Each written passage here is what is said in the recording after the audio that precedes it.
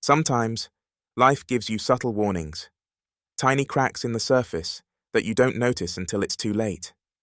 For me, those cracks started forming on a cool autumn evening in 2018 in our little corner of Maplewood, Ohio.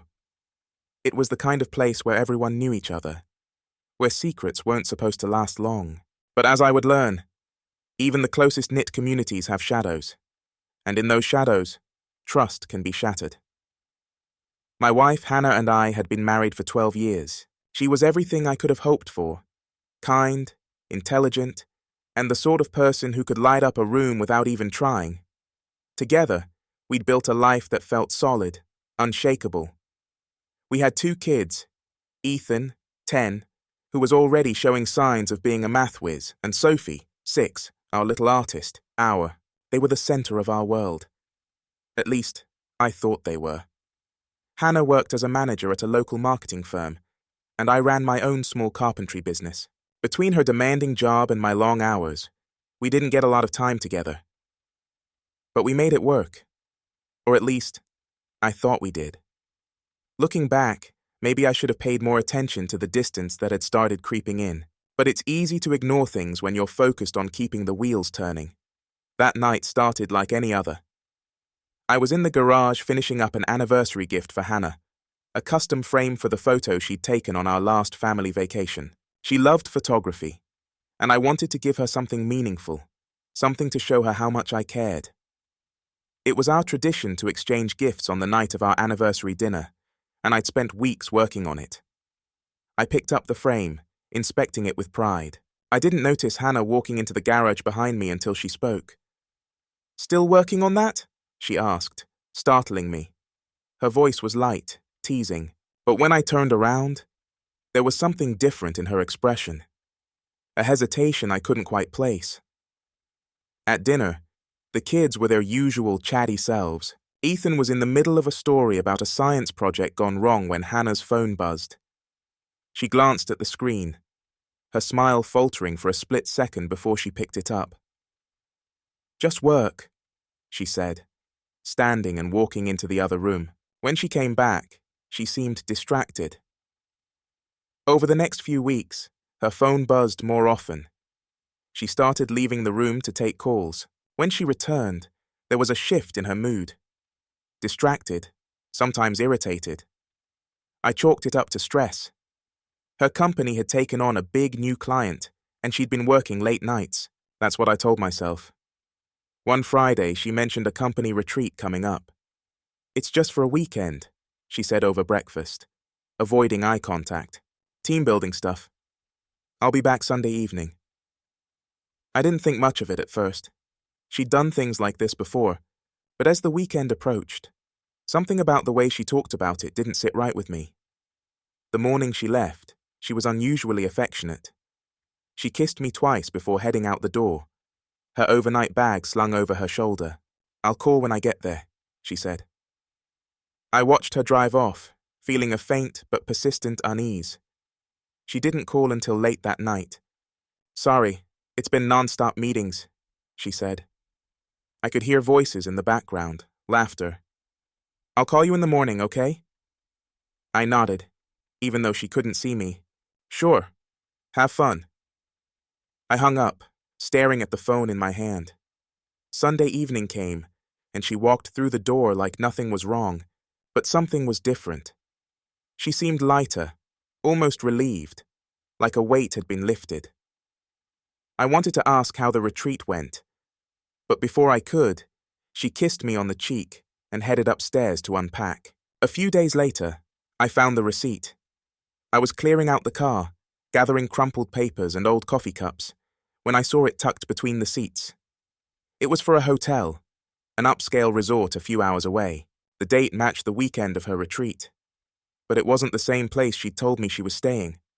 I stared at the receipt, my stomach twisting. It wasn't conclusive, but it was enough to plant a seed of doubt. I started paying closer attention. Little things stood out. Her sudden interest in her appearance, the way she laughed at her phone, the text messages she quickly swiped away. I didn't want to believe it, but the evidence was starting to add up. One evening, after the kids were in bed, I decided to ask her. "Hannah," I said, trying to keep my voice steady, "is everything okay between us?" She looked up from her book, surprised. "Of course. Why would you ask that?" I hesitated, searching her face for any sign of guilt. "You've seemed different lately. Distant." She set the book down, leaning forward. "Nick, it's just work. You know how crazy things have been." Her smile was reassuring, but it didn't reach her eyes. I wanted to believe her. For the sake of our family, I wanted to trust her. But trust, once shaken, isn't easy to rebuild. The cracks were widening, and I couldn't stop them. Hannah's reassurances should have put my mind at ease, but they didn't. The doubt lingered, growing stronger with every passing day. I'd catch her slipping out of the room during calls or spending more time than usual on her phone. Her face lit up with a smile that wasn't for me. I wanted to confront her again, but I was afraid of what I might hear. It's funny how we cling to denial when the truth feels unbearable. One night, I was in the living room, sorting through bills, when I overheard her on the phone in the kitchen. Her voice was low, almost a whisper. "No, it's fine. I'll handle it," she said. There was a pause, then a soft laugh. "I miss you too." My heart sank. My worst fears were coming true. I confronted her as soon as she hung up. "Who are you talking to?" I asked, trying to sound casual, but my voice betrayed me. She looked startled, her eyes widening for a moment before she forced a smile. "It was Lisa from work. We're planning the next campaign." I didn't believe her. I couldn't. But I nodded, playing along. "Sounds important." That was the moment I knew I needed to find out the truth. I couldn't live in the shadows of suspicion anymore, so I did something I never thought I'd do. I started digging. I felt guilty, like I was betraying her privacy, but I couldn't shake the feeling that she'd already betrayed me. The opportunity came a week later, when she left her phone on the kitchen counter while stepping out to take a call in the backyard. My hands were shaking as I unlocked it using her passcode, something I'd memorized without even realizing it. I opened her messages, and there it was. A thread with someone saved as Jay. The messages were casual at first, but quickly became intimate, filled with inside jokes, compliments, and words that stung more than any argument ever could. One message stood out. "Can't wait to see you again. Friday can't come soon enough." That was it. Proof. My hands tightened around the phone as I stared at the screen. A whirlwind of emotions washing over me. Anger, sadness, betrayal. My mind raced, trying to figure out what to do next. I didn't say anything to her that night. I couldn't. Instead, I spent hours pacing the garage, replaying every interaction we'd had over the past few months, trying to pinpoint where things had gone wrong. Had I been too busy with work? Too inattentive? Was this somehow my fault? Friday came and so did her excuses. She claimed she was meeting friends for a girls' night out. "Don't wait up," she said with a smile that now felt hollow. After she left, I followed her. I know, it sounds crazy, but I needed to see it with my own eyes. She didn't go to meet friends. Instead, she drove to a restaurant downtown, one we'd been to on special occasions, and there he was. Jay. Tall, confident, with a smile that made my blood boil. They embraced before heading inside, laughing like they didn't have a care in the world. I stayed in the car, watching from a distance, my mind racing. Part of me wanted to storm in and confront them, to demand answers. But another part of me, the part that didn't want to make a scene, stayed rooted to the seat. I couldn't bring myself to do it. Not yet. When she came home later that night, I was waiting. She looked surprised to see me awake. "You're still up?" she asked, setting her purse down. I nodded, my expression blank. "How was your night?" I asked, my voice calm. Too calm. She hesitated for a moment before forcing a smile. "Good. Just catching up with the girls." I couldn't take it anymore. Stop lying, Hannah, I said, standing. She froze, her smile fading. What are you talking about? I reached into my pocket and pulled out my phone, showing her a photo I'd taken of her and Jay at the restaurant. Her face paled. For a moment, neither of us spoke. The silence was deafening. Finally, she sighed, sinking into a chair. It's not what you think, she said, her voice barely above a whisper. I laughed, a bitter sound that felt foreign even to me. Then explain it to me, Hannah, because from where I'm standing, it looks exactly like what I think. She started to speak, but the words caught in her throat. I didn't mean for this to happen, she said eventually.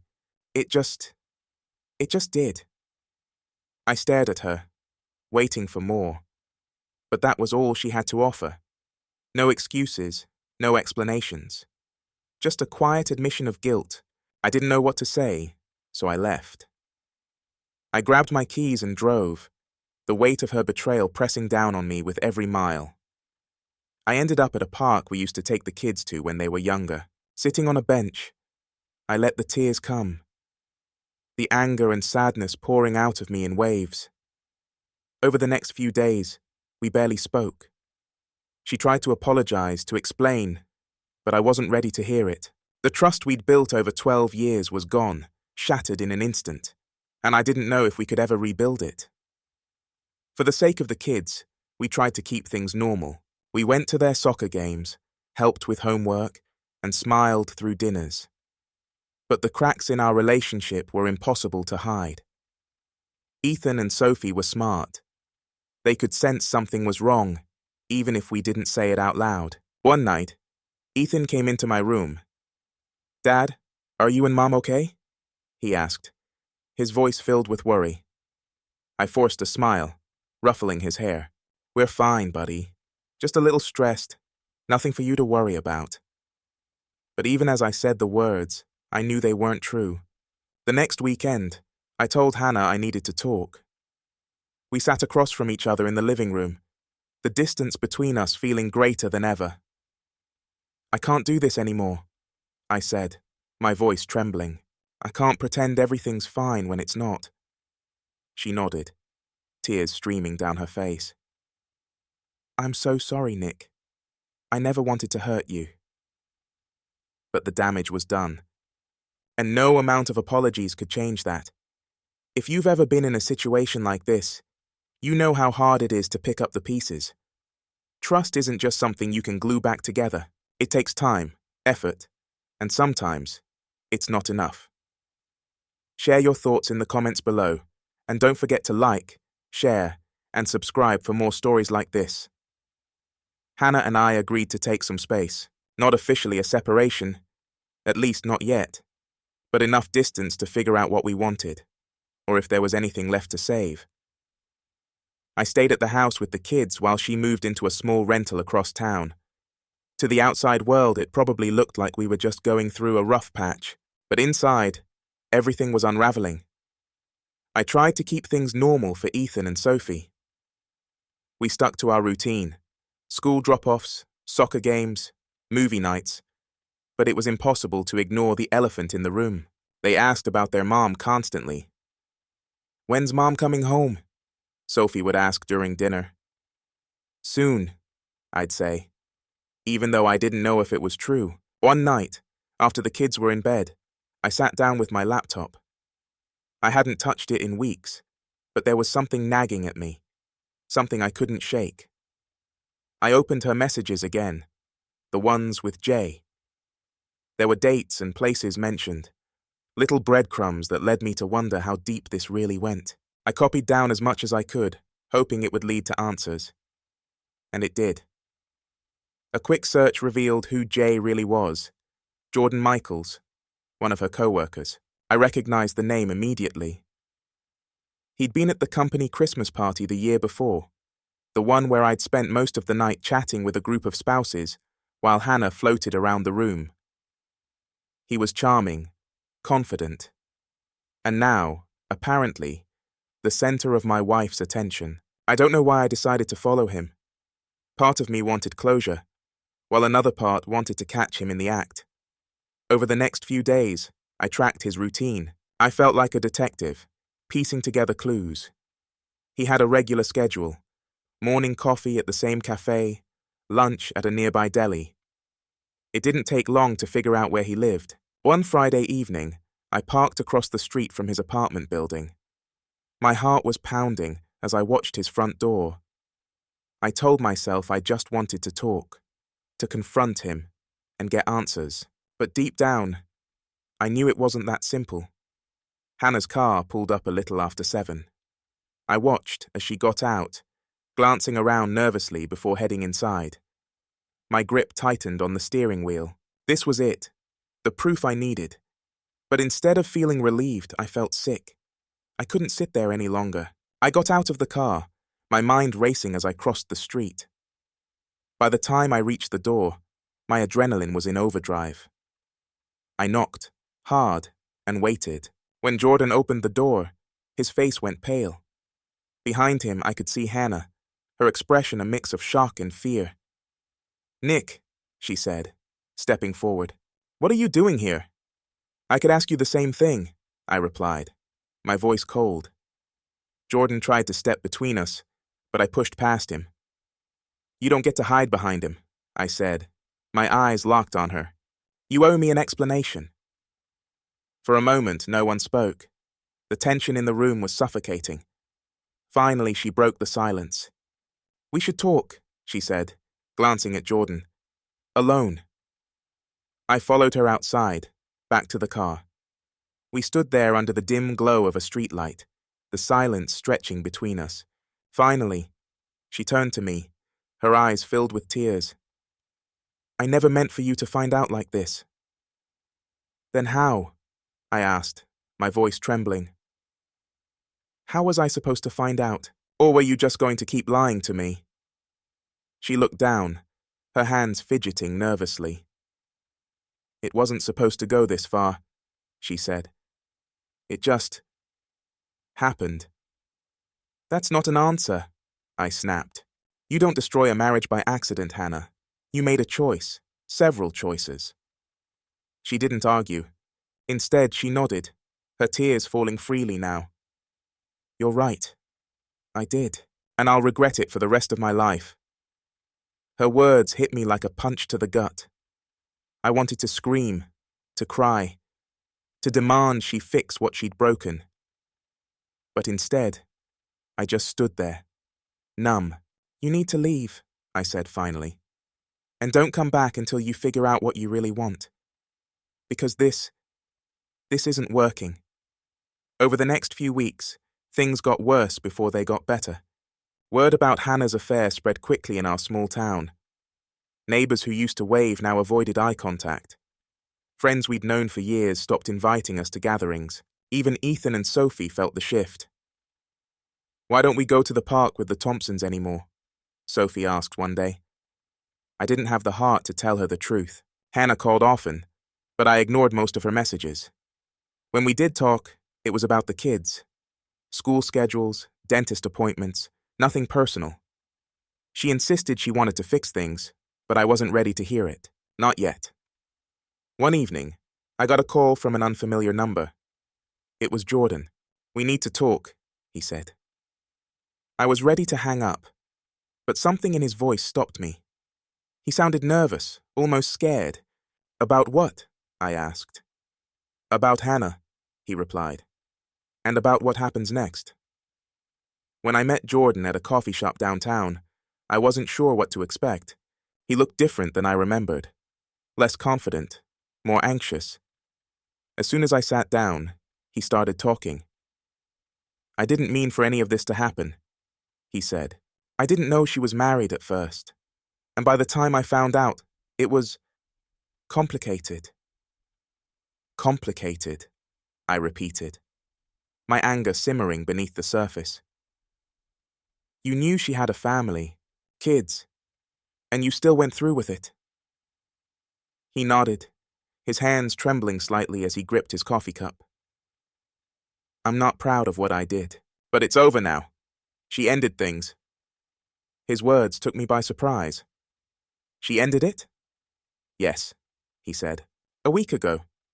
She said she wanted to focus on her family, on fixing what she'd broken. I didn't know whether to believe him. Part of me wanted to call her right then and there, demand answers. But instead, I sat in silence, trying to process what he'd just told me. Look, Jordan said, his voice softer now. I know I'm the last person you want to hear this from, but she really does love you. She made a mistake, a huge one, but I think she's serious about making things right. I left the coffee shop more confused than ever. Could I trust her? Could I forgive her? Or was it too late to save what we had? If you've ever been in a situation like this, you know how hard it is to decide whether to hold on or let go. What would you do? Share your thoughts in the comments below, and don't forget to like, share and subscribe for more stories like this. Hannah showed up at the house the next evening. She hadn't called ahead or even texted. She just knocked on the door, her expression pleading when I answered. It was the first time I'd seen her since our confrontation at Jordan's apartment, and just the sight of her stirred a mixture of emotions I wasn't ready to face. Anger, sadness. A sliver of hope I didn't want to admit was there. Nick, she began, her voice trembling. Can we talk? Please. I stood there for a moment, debating whether to let her in. Finally, I stepped aside, motioning for her to follow me into the living room. She glanced around nervously, like she was stepping into unfamiliar territory. Say what you need to say, I said, keeping my tone cold. She sat down on the edge of the couch, her hands clasped tightly in her lap. I ended things with Jordan, she said, her voice barely above a whisper. It's over. It's been over since that night. I crossed my arms, leaning against the doorway, and I'm supposed to believe that? Just like that, it's all fine because you decided to end it? No, she admitted, looking up at me with tears in her eyes. It's not fine. I know I can't undo what I've done, and I know I don't deserve your forgiveness. But I want to fix this, Nick. I want to fix us. Her words hung in the air, heavy with desperation. I wanted to believe her. I wanted to believe that we could somehow piece our family back together. But the wounds were still too fresh. You don't just get to walk back in here and pretend like nothing happened, I said, my voice rising. You betrayed me. You betrayed our kids. Do you even understand what you've done to this family? She flinched at my words, her shoulders shaking as she broke down. I know, Nick, she sobbed. I know I've hurt you in ways I can never take back, but I love you. I love our family. And I'm willing to do whatever it takes to make this right. For a moment, I just stood there, watching her cry. A part of me wanted to comfort her, to tell her everything would be okay. But another part, the part that had been holding on to my anger for weeks, refused to let go. You need to leave, I said finally. Her head snapped up, her eyes wide with disbelief. What? You heard me. Leave. I need time to think. To figure out if this is even something I want to fix. She opened her mouth to protest but stopped herself. Instead, she nodded, wiping her tears as she stood. I'll do whatever you need, she said softly. Just, please don't give up on us. That night, I barely slept. My mind was a storm of memories and emotions, each one pulling me in a different direction. I thought about the life we'd built together, the good times, the laughter, the promises we'd made. And then I thought about her betrayal, the lies, the nights I'd spent wondering what went wrong. The next morning, I sat down with Ethan and Sophie. They deserved to know what was happening, at least as much as they could understand. Mom and I are going through some things right now, I said, keeping my tone calm. It doesn't mean we don't love you. It just means we need to figure out some things as grown-ups. Is she coming back? Sophie asked, her voice small. I don't know, I admitted. But no matter what happens, you two are the most important thing to both of us. That will never change. Ethan didn't say much. He just nodded, his expression unreadable. But later that day, I found a note he'd left on my desk. It read, "Please don't let us fall apart." Over the next few weeks, Hannah tried to prove she was serious about changing. She started going to therapy, both on her own and with me. She gave me access to her phone, her email, everything. She was trying. I could see that. But the question was, could I let myself try too? The therapy sessions were painful. Sitting across from her, talking about the affair in raw, unfiltered terms, brought everything back to the surface. There were moments when I wanted to walk out, to tell her I was done, but then I'd think about the kids, about the family we'd built, and I'd stay. One night, after a particularly brutal session, Hannah and I sat in the car outside the therapist's office. Neither of us spoke for a long time. Finally, she broke the silence. "Do you hate me?" she asked, her voice barely audible. I stared out the windshield, thinking about her question. Did I hate her? I wanted to. It would have been easier if I did. But the truth was more complicated. "I hate what you did," I said finally. "But I don't know if I can hate you, and that's the problem." The turning point came on a quiet Sunday afternoon. The kids were at a friend's house, and Hannah came by to talk. We sat in the backyard, the autumn leaves rustling in the breeze. "I want to be honest with you," she said, her hands trembling as she held her coffee cup. "I've been thinking about why I did what I did, and it wasn't about you, Nick. It wasn't because you weren't enough or because I didn't love you. It was because I didn't feel like I was enough." I looked at her, startled by her words. "What do you mean?" "I felt lost," she admitted, "like I wasn't living up to my own expectations. I started looking for validation in the wrong places, and when Jordan showed me attention, I let myself believe it was what I needed. But it wasn't. It was a mistake. A terrible, selfish mistake." Her honesty caught me off guard. For the first time, I saw her not as the woman who'd betrayed me, but as someone who was struggling, just like I was.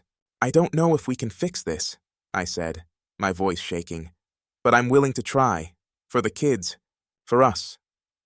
Tears streamed down her face as she nodded. "That's all I want. If you've made it this far, thank you for sticking with me through this journey. Relationships are complicated, and sometimes they take us to places we never thought we'd go. Let me know your thoughts in the comments below, and don't forget to like, share, and subscribe for more stories like this." Hannah and I decided to take it slow. We weren't putting labels on anything, but for the sake of the kids, we agreed to try rebuilding the foundation we'd once shared. It wasn't easy. Every conversation felt like walking a tightrope. One wrong word, and everything could come crashing down. The breakthrough, or maybe the breaking point, came on a cold November evening. We were in the middle of another therapy session, discussing trust. The therapist, a calm and patient woman named Dr. Walker, had asked us to list the things we needed from each other to even consider moving forward. "I need transparency," I said. "No more secrets, no more lies. I need to know I can trust you again." Hannah nodded, her hands twisting nervously in her lap. "And I need forgiveness," she said, her voice trembling. "Not all at once. I know I haven't earned it yet, but I need to know there's a chance for it someday." Her words hung in the air like a challenge. Could I forgive her? Could I let go of the anger and betrayal that had consumed me for so long? I didn't know the answer, but I nodded anyway. "It's a process," I said. "For both of us." The session ended on a quiet note, but something had shifted. For the first time, it felt like we were on the same page. Not as enemies or strangers, but as two people trying to navigate the wreckage of what we'd built. 2 weeks later, everything changed. It was a normal evening, or so I thought. The kids were upstairs finishing their homework, and I was in the kitchen making dinner when my phone buzzed. It was a text from an unknown number. At first, I ignored it, but when the phone buzzed again, curiosity got the better of me. The messages were short but chilling. You don't know the whole story. Ask her about the night at the cabin. I stared at the screen, my heart pounding. The cabin. It was a detail Hannah had mentioned in passing when we first started therapy. A weekend she'd spent with Jordan early in their affair. She'd claimed it was just 2 days of talking and sorting out feelings. But something about the way she'd brushed it off had always bothered me. The messages reignited my doubts. Who had sent them? And why now? After all this time? I confronted Hannah that same night. She was sitting in the living room reading when I walked in and handed her my phone. Care to explain this? I asked, my voice cold. Her face went pale as she read the messages. I don't know who sent these, she said, her voice shaky. But it's nothing. I already told you about the cabin. There's nothing more to it. Then why does it feel like you're hiding something? I pressed. Whoever sent this knows something I don't. So tell me the truth, Hannah. All of it. For a moment, I thought she was going to deny it again. But then she sighed, setting the phone down. Fine, she said. You want the truth? Here it is. She confessed that the weekend at the cabin hadn't been just about talking. It had been the start of her physical relationship with Jordan. She'd lied about it in therapy, hoping to spare me the pain of knowing, but now, with the texts forcing her hand, she had no choice but to come clean. I'm sorry, she said, tears streaming down her face. I thought I was protecting you, but I see now that hiding the truth only made things worse. Her confession hit me like a sledgehammer. I'd spent months trying to rebuild trust, believing we were on the path to healing. And now this. Another lie. Another betrayal. I didn't know if I could take any more. That night, I didn't sleep. I stayed up, replaying the conversation over and over in my mind. The trust we'd been trying to rebuild felt more fragile than ever, like a house of cards ready to collapse. The next morning, I called Dr. Walker and told her everything. I don't know if I can keep doing this, I admitted. Every time I think we're making progress, something else comes up. How do I move forward when the ground keeps shifting beneath me? Her response surprised me. Moving forward isn't just about forgiving her, Nick, she said. It's about forgiving yourself too. For not seeing the signs, for the anger you've held onto, for the pain you've carried. Until you do that, no amount of therapy will fix this. Her words stayed with me all day. Forgiving myself. Was that even possible? I wasn't sure. But I knew one thing. I needed answers. And there was only one person who could give them to me. Later that week, I met Jordan again. This time, I didn't tell Hannah. I needed to hear the truth from him, without her there to filter or manipulate the story. He looked surprised to see me when I showed up at his office. But he didn't turn me away. We sat in a small conference room, the tension between us palpable. I need you to be honest with me, I said. No more lies, no more half-truths. Tell me everything about the cabin. He hesitated, his eyes darting toward the door as if he was considering an escape. But then he sighed, leaning back in his chair. It wasn't just a one-time thing, he admitted. The cabin was where it started, but it went on for months after that. His words were like a knife to the gut. Months, not weeks, not days, months. How could she have hidden this from me for so long? Why are you telling me this now? I asked, my voice tight. Because you deserve to know, he said. And because I can see how much she's trying to make things right. She ended it with me because she realized she wanted her family back, not me. His admission didn't make me feel better. If anything, it made me angrier. He'd been a part of the deception, and now he was trying to play the good guy. I didn't buy it. When I got home that night, Hannah was waiting for me. She could tell something was wrong the moment I walked through the door. Where were you? She asked. Talking to Jordan, I said bluntly. Her face fell, the color draining from her cheeks. Why would you? Because I needed to hear the truth, I interrupted. And now I have. We argued late into the night, our voices rising and falling as we rehashed every detail of the affair. It was the kind of raw, unfiltered confrontation we'd been avoiding for months, and by the end of it, we were both exhausted, emotionally and physically. "I can't do this anymore," I said finally, my voice barely above a whisper. "I need space, real space. Not just for a few days or weeks, but long enough to figure out what I really want." Hannah nodded, tears streaming down her face. "I'll give you whatever you need," she said. "Just promise me you won't give up on us." I didn't make any promises. I couldn't. All I knew was that the path forward wasn't as clear as I'd hoped. If you've ever faced a crossroads like this, you know how hard it is to choose between holding on and letting go. What would you do in my situation? Let me know in the comments below, and don't forget to like, share, and subscribe for more stories like this. After that explosive night, Hannah moved out for good. This time, it wasn't temporary.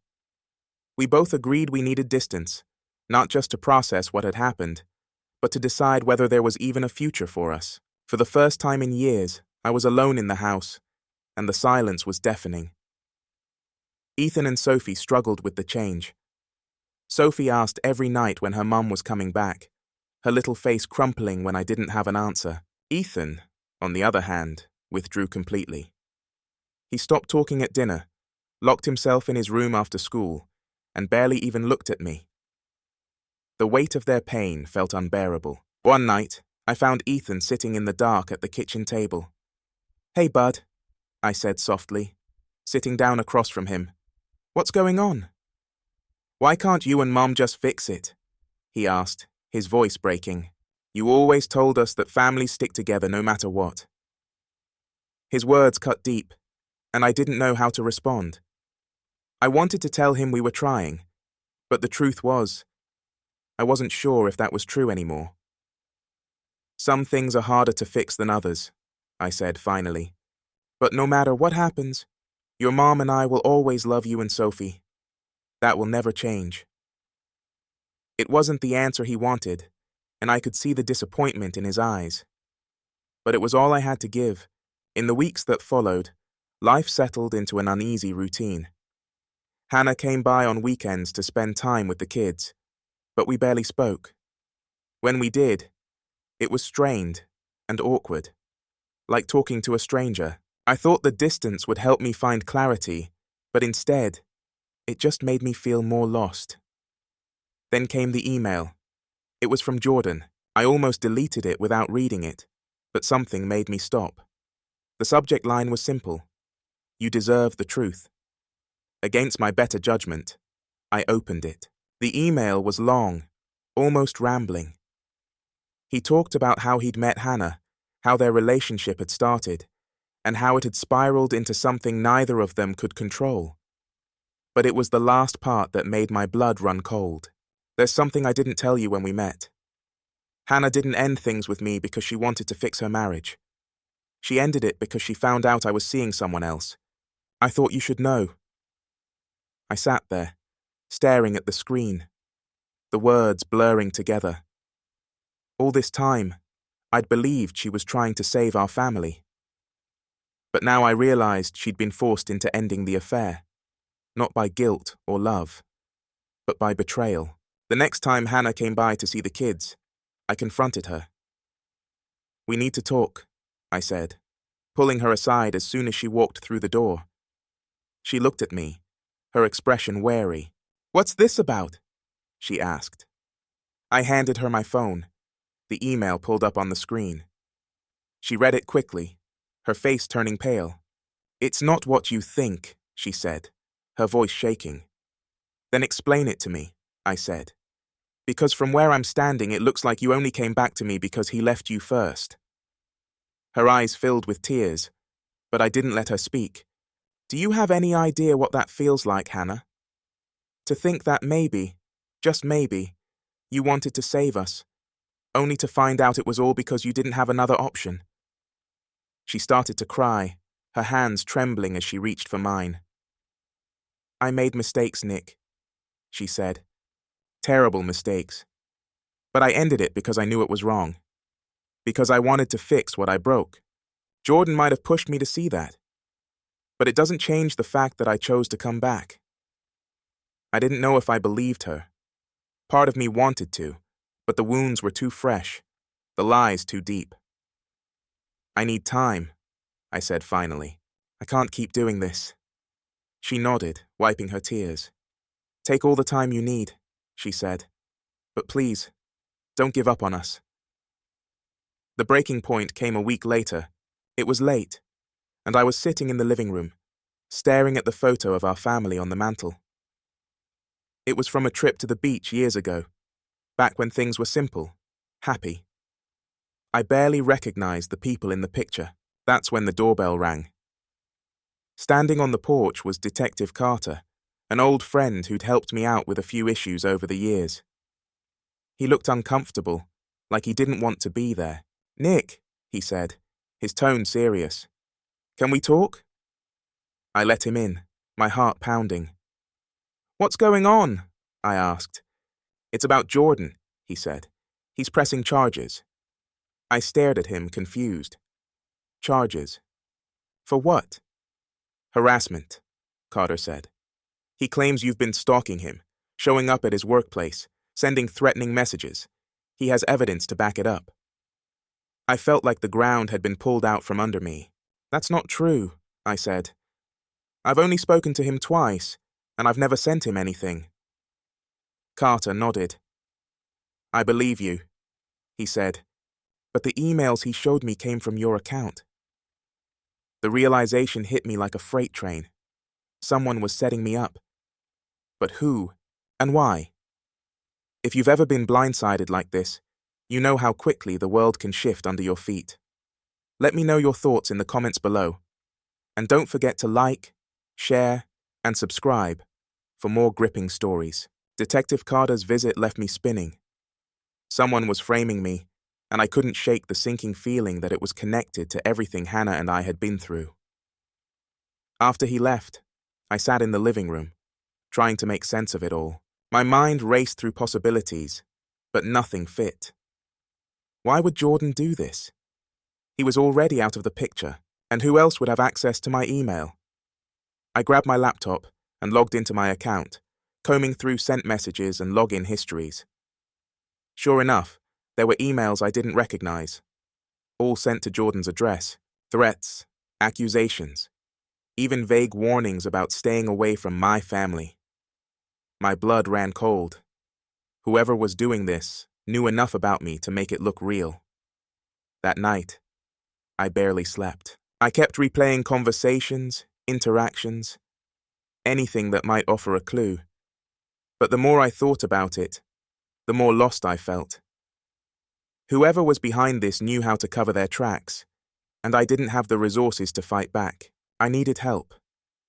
And there was only one person I could think of who might know where to start. The next morning, I called Hannah. She sounded hesitant when she answered, her voice laced with worry. Is everything okay? No, I said bluntly. We need to talk. She came over later that afternoon, looking as uneasy as I felt. I explained everything, the emails, the accusations, the detective's visit. Her face paled as she listened, and by the time I finished, she looked genuinely shaken. Nick, I swear, I had nothing to do with this, she said, her voice trembling. You have to believe me. I don't think it's you, I admitted, but I think it's connected to everything that's happened. Someone's trying to hurt me, and I need to figure out who. She nodded, her expression resolute. Then we'll figure it out together. Her willingness to help surprised me, but I didn't have the luxury of questioning her motives. If we were going to solve this, I needed all the help I could get. We started by retracing our steps, going over every detail of the past few months. Hannah admitted she'd told a few close friends about the affair, hoping for support, but none of them would do this, she said. They're on your side, if anything. I wasn't so sure. People could be unpredictable, especially when emotions ran high, but without proof, It was just speculation. Then Hannah mentioned something that stopped me cold. "There's one person who might have a reason to come after you," she said hesitantly. "Jordan's fiancé." I stared at her, my mind reeling. "Fiancé? You never mentioned he was engaged." "I didn't know at first," she admitted. "I found out later and I didn't handle it well. She confronted me once at his office. She was furious and she said she'd make sure I paid for what I'd done." Her words sent a chill down my spine. If Jordan's fiancé had been willing to confront Hannah, what else might she be capable of? The next step was finding her. I didn't have much to go on, but Hannah remembered her name, Vanessa, and the company she worked for. A quick online search led us to her LinkedIn profile, which listed her as a marketing executive at a firm downtown. I hesitated before reaching out, unsure of what I'd even say. But in the end, I decided to send a simple message. "We need to talk. It's about Jordan."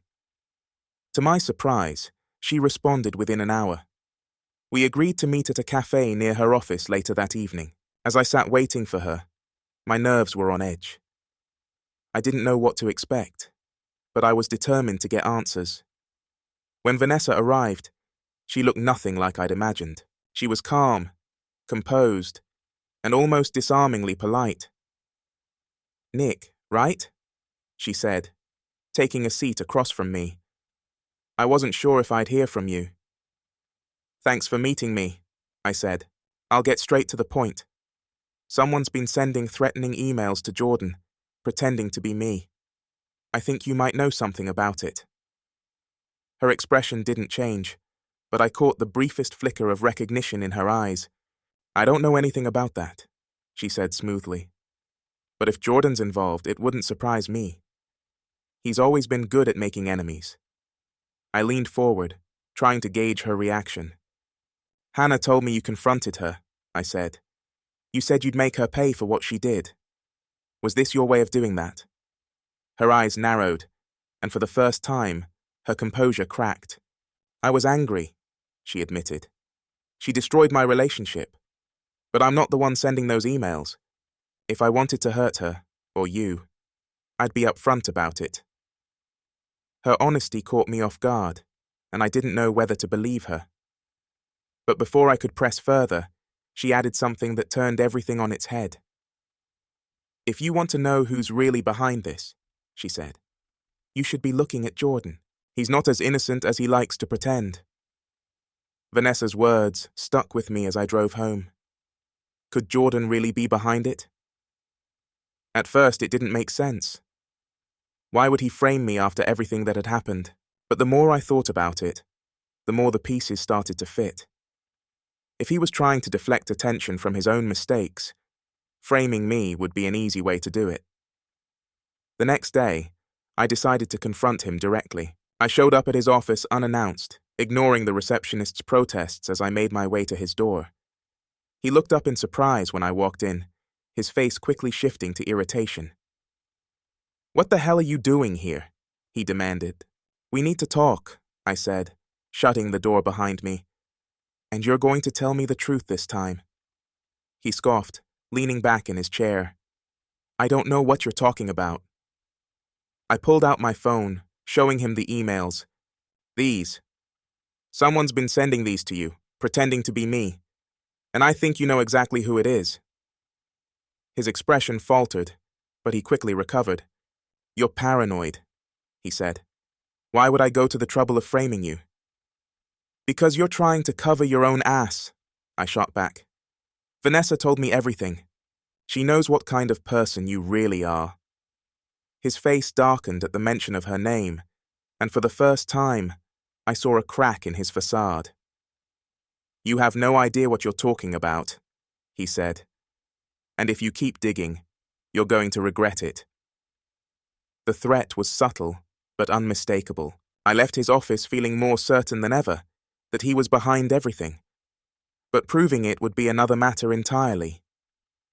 If you've ever been caught in a web of lies like this, you know how hard it is to untangle the truth.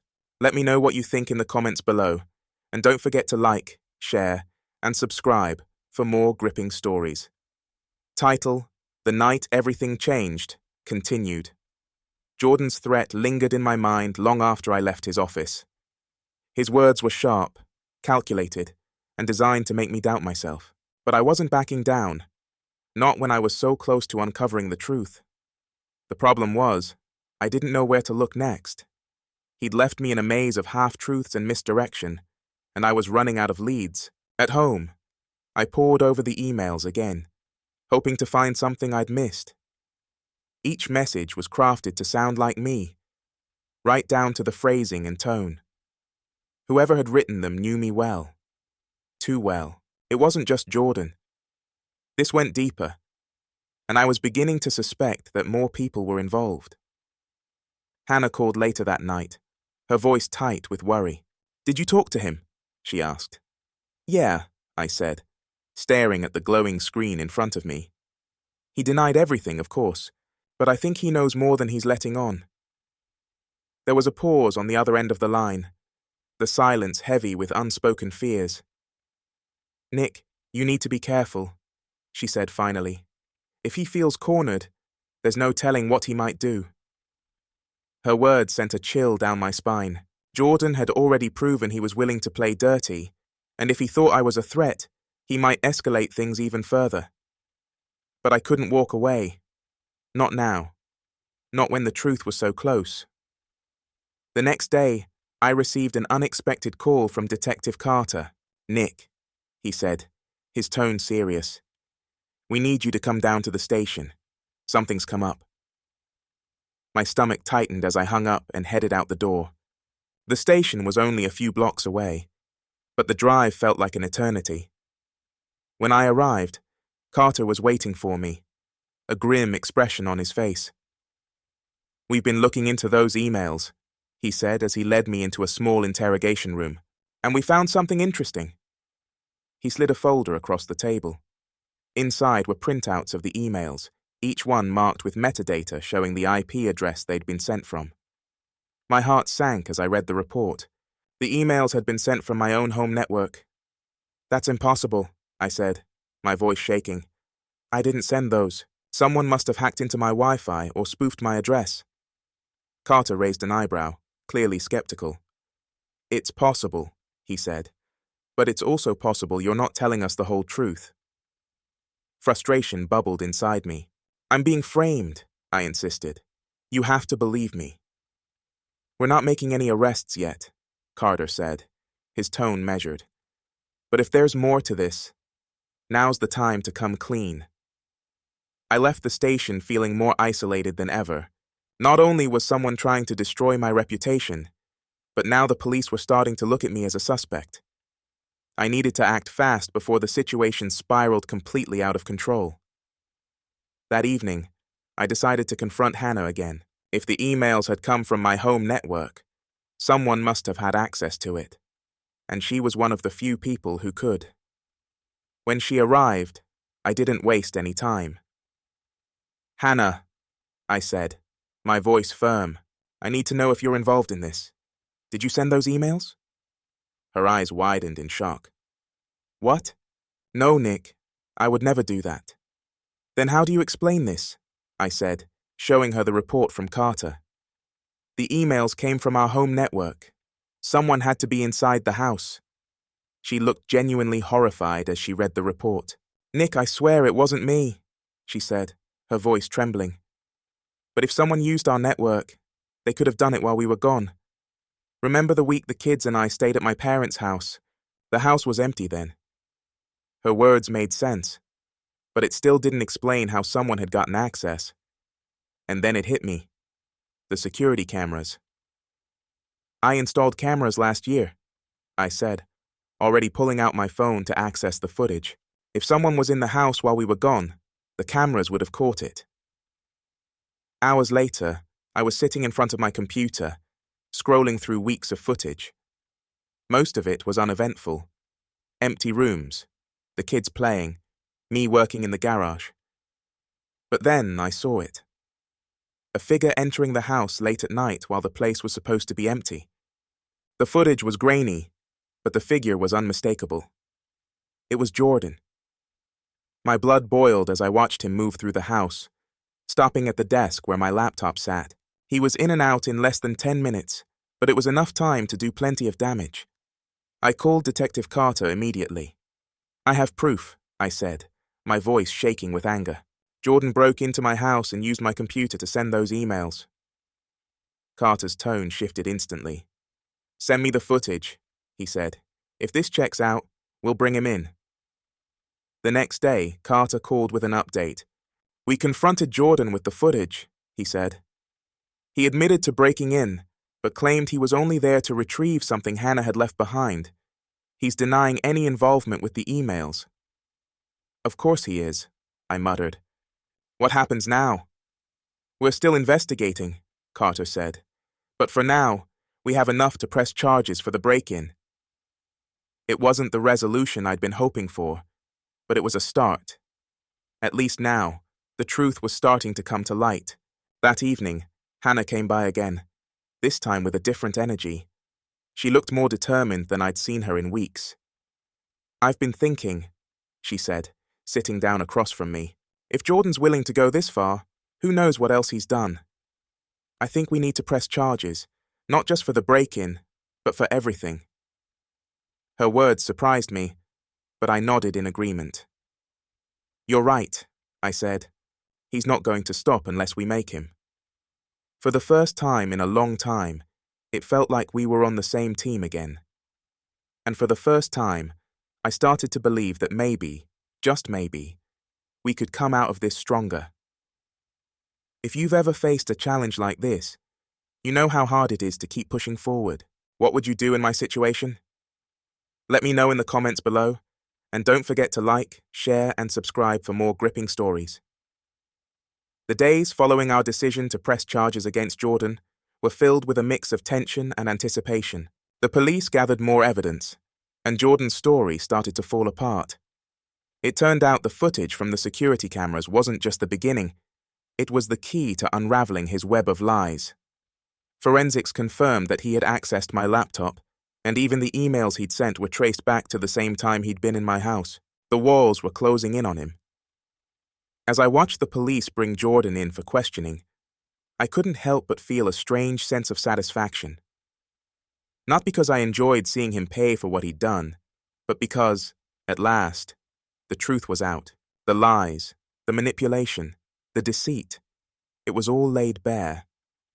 And as much as it hurt, as much as it shook me to the core, it was a relief to finally know the full story. The real turning point came when I saw him being led out of the police station in handcuffs. The man who had been a ghost in my life for months, the one who had torn my family apart, was now being held accountable for his actions. There was no more doubt, no more questions, no more wondering if I was losing my mind.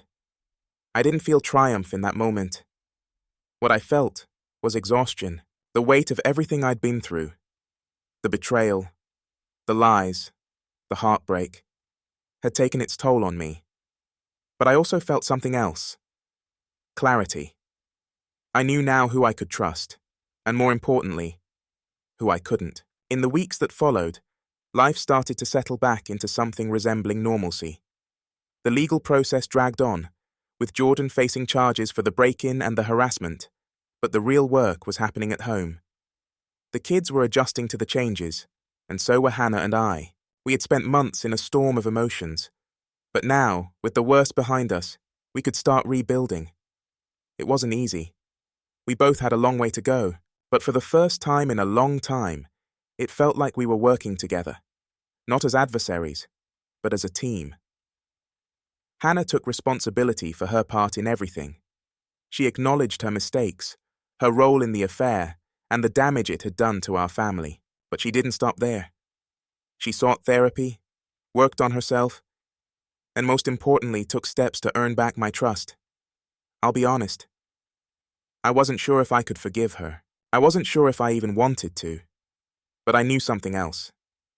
I didn't want my kids to grow up in a broken home, filled with resentment and bitterness.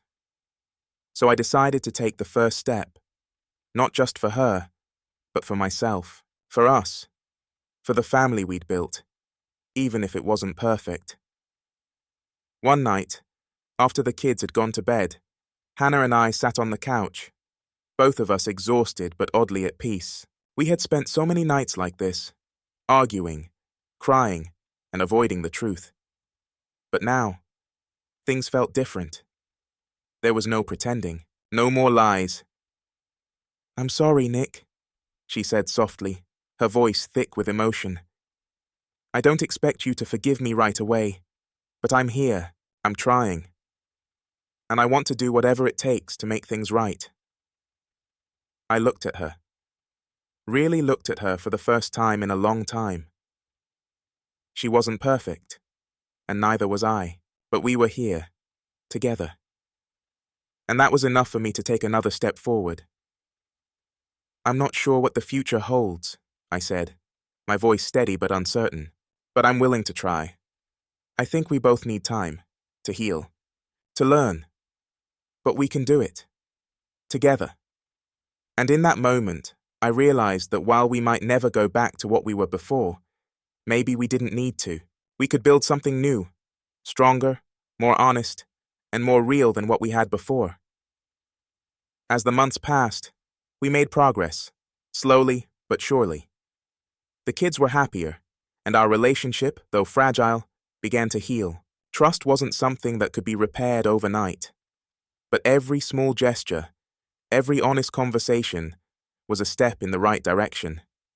And then, one day, I looked around at the life we were rebuilding and realized something. We had weathered the storm, the betrayal, the lies, the pain. None of it had broken us. It had changed us, yes, but it had also made us stronger. I had learned that love wasn't about perfection. It was about resilience, about facing the hardest moments together and choosing to keep moving forward. Hannah and I weren't the same people we were before everything happened, and that was okay. We had both grown. The betrayal was something that would stay with us forever, but it didn't define us. What defined us now was how we handled the aftermath, how we faced the pain and chose to rebuild. We weren't there yet, but we were getting there. One evening, as we sat together at dinner, laughing at something Ethan had said, I looked over at Hannah and saw the change in her eyes. It was subtle, but it was there. She had changed. We had both changed. "I'm glad we're still here," she said quietly, her eyes meeting mine. "Me too," I replied, squeezing her hand across the table. "Me too." The road ahead wasn't easy, and there would be moments of doubt and struggle, but as I looked at my family, I knew we were on the right path. It wasn't perfect, but it was real, and that was enough for me. Thank you for watching this journey unfold. If you've ever faced betrayal or loss, you know how hard it is to find a way forward. But remember, no matter how dark things seem, there's always a way to rebuild. If you enjoyed this story, don't forget to like, share, and subscribe for more. And as always, share your thoughts in the comments below. What would you do if faced with the kind of challenges we've seen today? Until next time, take care and keep moving forward.